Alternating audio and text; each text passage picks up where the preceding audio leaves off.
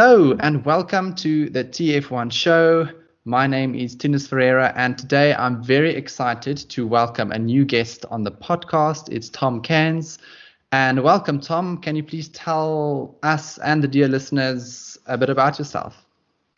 Yeah, so I basically do cover articles for a motorsport site called Motorsport Week. I've just done actually a Formula 2 feature race report.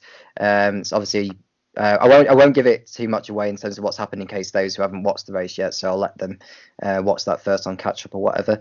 But yeah, I do motorsport reporting. So any like Formula 2, Formula 3 races I cover at the moment. I'm also the racing history editor for a site called Downforce Racing. I've just recently narrated for a season review of the first season of something called the Retro Racing Managers League, which is called the Grand Prix World Series. So if any of you haven't watched that, then do please give it a watch, as it's very much a video that's definitely worth watching. As you know, with Jake Sanson commentating it and me narrating like the interludes between races. In terms of my background, I've come from a background where I have got a bachelor's degree in media production, which I got a first class in, which I was really delighted about, followed by a distinction in my master's in sports journalism, which included a documentary that I created, a radio documentary about a championship season involving Graham Hill and BRM in 1962, when they both won the championship together and becoming the first all British driver and team to win the world championship back then. I've been following motorsport for 16 years now. Predominantly throughout that time I've been following Formula 1, but the last 3 or 4 years I've been following Formula 2 and Formula 3 as well, as I've really enjoyed watching the young guns come up through the ranks and into Formula 1, like Lando Norris, George Russell, Alex Albon, all those top drivers that are coming into the sport, and those currently in those series we could be seeing in the future. So you know, that's what brings me, broadening my knowledge within motorsport altogether. All right, brilliant. Thank you so much. And I have to say you sound a bit more qualified to talk about this than I am, but I mean, I'm going to try and hold on to your coattails here. And I guess we can jump straight into the topic for today. And I guess the inspiration for today's discussion came from a bit of a discussion or debate that we had on Twitter about Valtteri Bottas having his seat renewed and George Russell, I guess, confirming that he's going to stay with Williams for the 2021 season. And that sparked a bit of a conversation about, firstly, whether George Russell deserves the Mercedes seat now in his own right. And then I guess the lead on topic that we want to discuss today is, between Valtteri Bottas and George Russell, which one of the two drivers are actually more deserving of that Mercedes seat at this point in time? Now, Tom, I'm going to hand it over to you. Can you maybe share with us your position on this? Well, my position on this is, first of all, Valtteri Bottas is the championship leader. And if you've got a driver that's leading the world championship, that's won a Grand Prix, he's leading the championship by 6 points over Lewis Hamilton, then I can't see why he would need to be dropped. But the thing is, I think because the season has started so late, I don't feel we've quite seen enough of the picture of George Russell that we are seeing at the moment for Mercedes to even think about bringing him in for 2021 in place of either Hamilton or Bottas. So I feel at this moment of time, keeping hold of Bottas alongside Hamilton for 2021 is the most sensible option. And whilst George Russell is improving all the time, okay, he was in a rather lackluster machinery of Williams in 2019. That is much better this year in 2020. I feel as he's developing more and more and more into the sport, and with the 2022 regulations coming into place in a couple of years' time, I think spending 2021 with the team that he's currently in right now is the best option for Russell. I think I agree with the majority of what you're saying. I guess where, to me, the difference comes in maybe in your viewpoint versus what I think is when you think about the here and the now and the really, really sort of practical, how can I say it, realities of this year and the situation that Mercedes found themselves in versus the longer term picture that Mercedes is probably keeping in mind. And in my mind, if you ignore the fact that obviously we had an extraordinary season with the late starts and with COVID-19 and everything, because I do agree with you with like where we are sitting today. I think pragmatically Mercedes made the right choice to go with Bottas for next year. I would like to make a bit more of a theoretical argument, if I can call it that. Say, for example, if we had normal course of procedure, why I think Russell would probably have been the better choice for Mercedes for next year. And to me, that's basically looking ahead. And specifically, as you mentioned, the 2022 regulations, where I would have liked, and I guess this is also up for debate, for Russell to be slightly embedded within the team by the time that the new regulations roll around. Because in my mind, if you had to put Russell in a new car with new regulations, a lot of new like pressures and sort of a whole new environment, all of those things together might make it a much more difficult transition into the top team compared to what it would have been if they decided to move Russell in next year with stable regulations next to somebody like Hamilton, where obviously, Hamilton has a wealth of knowledge and experience for us to leverage off. And then when you get to 2022, sort of Russell, it's sort of a present versus future team that they've put together there, similar to what Ferrari, I guess, tried to do with Leclerc and with Vettel. Now, and I guess that's maybe, the basis for my argument for saying that I would have thought Mercedes could take a bit of a chance with Russell if you saw how well it worked with Verstappen and Red Bull and with Leclerc at Ferrari. And well, okay, now I guess we're recording this directly after the Hungarian Grand Prix qualifying, so Albon hasn't made the best case for himself today. But even looking at today's qualifying performance, I mean, Russell was probably the best qualifier of the day, if you really like try and be objective. So that's why I'm thinking there's so many elements of Russell that shows to me that he's ready, and as ready as what Leclerc and Verstappen was for that seat. Mm. Well, I think today George Russell was arguably the star of the show. Doing it well in not just putting his car in 12th place like he did a week ago in the Styrian Grand Prix. He also did it in dry conditions.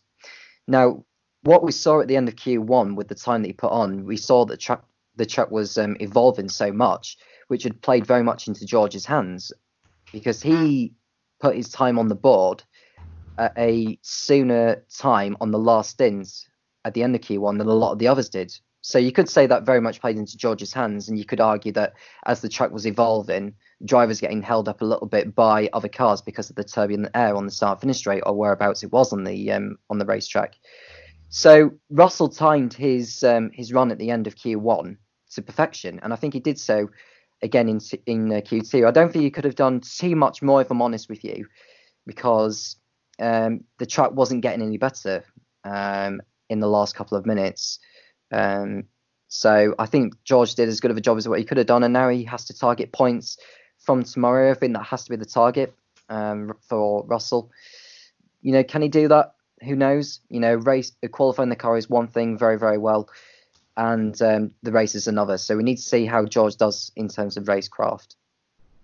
Yeah, I agree, and I guess that's potentially the one question mark that we can still put over George Russell, and that's his racecraft in amongst competitors, because obviously last year it was just him and Robert Kubica, so we didn't really see much in terms of him going wheel to wheel or really like executing a strategy to make the difference between competitors.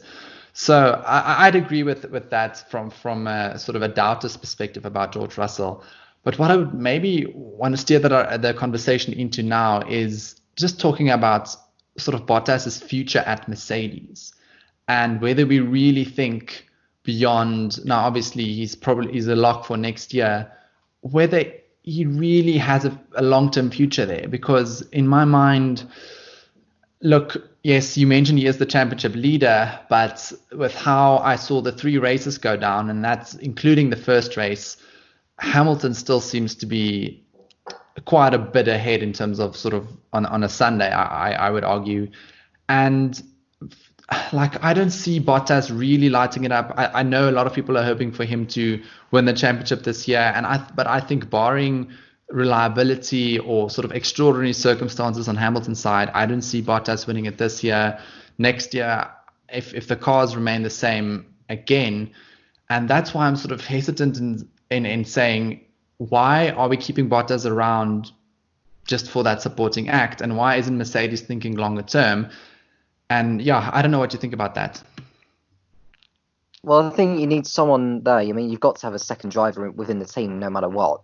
Um, I mean, you could argue that when Mercedes had Nico Rosberg alongside Hamilton, it kind of sparked a little bit of, the intensity within the team, both on and off the circuit. Both drivers pushing each other to the limit. Both drivers getting their elbows out. And I think the one particular race I remember was the Bahrain Grand Prix in 2014, where it was known as the Jewel of the Desert, or the Jewel in the Desert, as it was back then, which was the ignition of the rivalry between those two, and both drivers going for the same, as much as they're going for the same piece of tarmac, they were going for the same goal. Whilst they were winning races, both drivers winning races very much regularly, as much as each other, there was at times where, sometimes it went a bit over the top, drivers coming close to each other, causing collisions, or, we saw it in Spain in 2016, we saw it in Austria, we saw it in Canada a little bit as well. We saw it quite a few times. Whereas in 2017, 2018 and 2019, with the partnership of Hamilton and Bottas, we've hardly seen any of it. I mean, anytime we've seen Hamilton and Bottas go head to head, the overtakes are pretty much clean. Or the battles come away very, very, very much clean, and there's no controversy. Neither driver is causing controversy. And when it comes to qualifying, neither driver is complaining about each other's performances or each other hindering each other's laps or whatever. We don't hear any of it. So why would Mercedes risk intensifying the relationship of their driver lineup when they don't need to? And the fact that they've won six drivers and six constructors championships in a row, why put that on the line when they are so dominant at the front? Yeah, no, I 100% agree with everything that you said there. I think, again, the here and now situation for Mercedes is basically as ideal as it can get. They have two drivers that get along. They don't get in each other's way. They're still very competitive, especially on Saturday. And really, really don't cause any sort of unnecessary, unpleasantness in the paddock or in the team. But I want to maybe touch on, you mentioned the 2017, 2018, 2019 seasons, and I want to touch on 2017 and 2018 from Bottas' perspective. Because I think Mercedes this year specifically, and we're seeing it again now, are in a bit of a luxurious position, I guess, where they are so much faster than everybody else that the only person Bottas has to worry about is Hamilton and beating Hamilton. Where thinking back to in 2017, 2018, where Ferrari was sort of in the ballpark, right, competing, on specific tracks and actually upsetting the apple cart a bit for Mercedes. Bottas did not really do that well on race day. Like, I seem to remember many a situation where, Hamilton would win the race and then the Ferraris would come home in second and third and Bottas finishing fourth and fifth. And I'm just thinking, and I would like your thoughts on this. If this year's championship and potentially next year's championship was a much closer fight between, let's say, Mercedes, Ferrari, and Red Bull, would that have changed your decision around whether having Bottas in that second car, that supporting role, versus somebody like Russell that might have a bit more ultimate speed? Well, what you got to remember is, beginning with 2017, Bottas was drafted in because Mercedes needed a new driver to be alongside Hamilton because Rosberg was retiring. Now, if you remember, back in 2016, Rosberg had a contract to remain with Mercedes until 2018. When Rosberg won the title, that obviously all changed because he wanted to go. So whichever way you want to look at it, they needed to bring someone in. And with someone of his experience, with 3 years with the Mercedes power unit in the Williams, Bottas was the most logical option. Yeah. So it made sense to me that Bottas was going to be coming in to fill in Rosberg's shoes. Going into your thing about with the Mercedes, Ferrari, and Red Bull battles on the circuit, and whether I feel that whether it was the right decision for Bottas to be in. I think it was just a coincidence of the fact that Ferrari and Red Bull had stepped up their pace, even though Mercedes in 2017 had the quickest car. You need the best drivers in there, and clearly Bottas was going up against arguably the best driver on the grid, if not ever in Formula One. So, putting it into perspective, Ferrari had stepped up their game, but Bottas came in at a time where the designs of the cars had changed to what they were the year before. What you had from the year before, Mercedes had undoubtedly had the best car in terms of aerodynamic performance and engine. With the wider front wings and the narrow rear wings. That changed in 2017, which played very much into Ferrari's hands. Downforce-wise, they were able to benefit from particular races that were very much designed for the characteristics of aerodynamics rather than engine power. Yeah. And Bottas, whilst it took a few races for Bottas to get up to speed, he was able to win races, and he was able to put the car on pole at times when Hamilton wasn't able to do so. So you'd rather have someone in for the odd occasions where when Lewis is not on the pace and Ferrari are, you need someone who can take the fight to Ferrari. And we saw that with Bottas in 2017 in Russia and Austria, if you can remember. Because I remember when Hamilton was off the pace in Russia at the time, he had a grid drop also in Austria that put him back. I think it was a gearbox penalty he had back then. And Bottas was able to fend off Vettel in Russia and Austria, which had played into Hamilton's hands for the championship. Because I don't think Hamilton would have had the comfort that he had in the second half of 2017 as he did so at the time. So you have to think, did Bottas's role in the odd races, the rare races where Hamilton was off the pace, play into Hamilton's hands? Did that pay off? And in my opinion, I think it did. So yes, Bottas may not be the Rosberg that we were thinking about, or thinking, oh, he's going to absolutely take the fight to Lewis, or whether he was just going to play second fiddle to Lewis. I think in a way he has played second fiddle to Lewis, but he was still able to win races, and he contributed massively to the team winning the championship, just like Mark Webber did when both him and Vettel were teammates at Red Bull for 5 years. He made a massive contribution to the team's championship. So we shouldn't put Bottas to one side thinking that he was the driver just filling the second seat. He was there to win races, and he was there to finish on the podium many, many times, particularly in his first season. 2018 was another one where, although there were a few races where I felt victory was robbed of him, China was one instance. Yeah, and Baku. Baku was another one, and Russia as well, where there was the Valtteri, it's James. Oh, yes, of course. Team radio. Yes, he didn't win any races, but he should have won them. And on paper, he would have won those races had it not been for particular safety cars or particular occurrences that happened during those races. So there's a lot to consider. There's more to it than what meets the naked eye. And that's something that shouldn't be ignored. And if you look at his racecraft, okay, at times it's not the best, but it's not the worst. But it's better to have what you've got than bringing someone in who does a Pierre Gasly at Red Bull or does a Danica Fiat at Red Bull. Yeah, I think that's fair enough. I'm hesitant to say that somebody like Russell would do a Pierre Gasly or a Daniel Kvyat, because I think Russell, at least if you look at his junior results, he's up like in the upper echelons of sort of pedigree when it comes to achievements. So I would be hesitant just to maybe draw that comparison. But with everything else that you say, I again agree fully. But I guess maybe the hypothetical scenario that I'm imagining in where Bottas I think would start to struggle is if you have next year, and obviously this won't necessarily happen, I think, because we've now seen what the cars look like, and we know there's limited opportunity for development. But if Ferrari has Leclerc and Sainz in their cars, and we know how good Max Verstappen is Bottas going to be able to fend them off to still get those 1-2s for Mercedes? Because there, I think, if those for the Ferrari and the Red Bull is competitive, then it starts to get it starts to become much more down to the driver than the car necessarily. And I guess that's maybe where my question is coming from.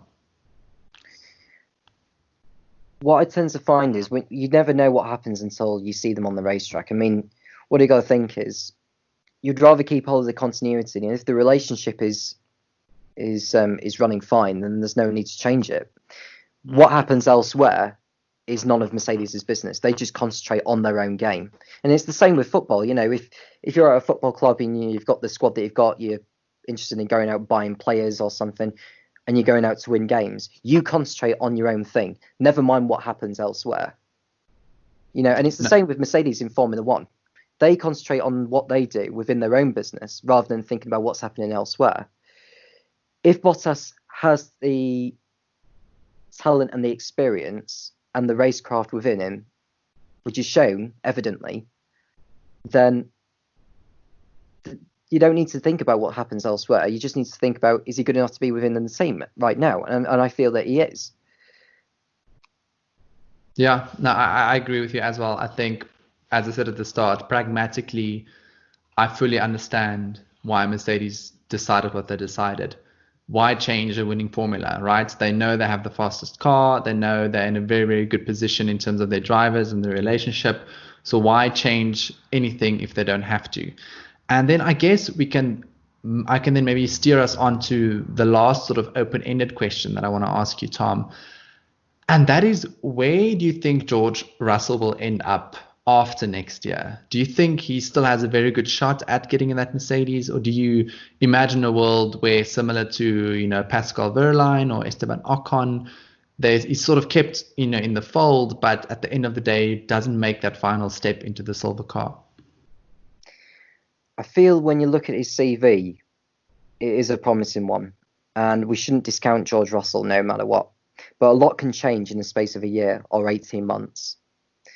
Like, we're sat here now. I mean, if we go back, you know, rewind back to when he first started in F2, which is, you know, 2 years ago now, we never thought we'd be speaking that he would be potentially be in the Mercedes seat in 22. And it's the same with Charles Leclerc. You know, I remember watching him back in Formula 2 in 2017, and I never thought he'd been in a Ferrari 2 years after that. But a lot can change. I think what will determine whether George Russell will be in line to be in the Mercedes seat is, number one, the situation with Lewis Hamilton or Valtteri Bottas. Does Bottas get the boot, or does Hamilton, you know, if he wins this year's championship and wins the next year's one as well, you know, breaking Schumacher's record of 7 titles, does Hamilton call it a day then? Then George Russell, I think, would be in line to come in. The second thing is performances within Williams. He hasn't scored a point yet in Formula One, but I think that will change very, very soon. And I think next year, depending on how well the Williams car performs, if he's scoring points more often, then he's putting himself in the frame, he's putting himself in the market without him, you know, speaking out to everyone saying, I'm in line to be in this drive. He doesn't even need to say that. He should let his driving and his racing do the talking. And he's doing that at the moment. So there's 2 ways at least that will determine whether George Russell will be in line to be in that Mercedes seat in the future, or whichever seat is higher. Because if the Williams car is improving in terms of vehicle performance above the likes of, you know, Haas and Alfa Romeo, probably not Racing Point, but we all know what's happening with Racing Point at the moment in terms of how they're going about their business at the moment. It's very tough within their team at the moment in terms of how they want to go about, you know, their driver lineup for next year anyway. But even that's none of George Russell's business. His focus is on where he's at the moment, which is Williams. All right. Well, I think, again, agree with everything that you said, and I really, really do hope that Russell does get a shot in a top team, or at least a team further up the grid, because I think he does have a lot to show us and a lot to show everybody. And yeah, I think we can end off the episode there. I think, Tom, thank you so much for taking the time and you know, having this discussion. I found it really interesting and really, really, you know, refreshing to debate like this specific topic, I guess, and to just debate Formula One in general. I always really enjoy it. So thank you so much for taking the time. No problem, Dennis. Thank you. And if you want, Tom, you can maybe just let the ladies and gentlemen know where they can find you on social media, or if there's any specific sort of channels or links that you'd like them to follow, you can let them know. And then I can also pop them in the description of this podcast. Yeah, I can do. So yeah, my Twitter is at Tom Cairns 95. So it's TomCairns 95. And my Instagram is at Tom_Cairns22. And they can also find me on my Facebook page at Tom Cairns 95. All right, brilliant. Cool. Thanks so much for that. And thank you, everybody that's listening to this podcast as per usual. If you enjoyed this episode, please leave a comment or leave a nice little rating. And if you really, really enjoyed this episode, you can hit the subscribe button as well. And yeah, that's it for today, guys. Thank you so much for listening, and I'll be back next week.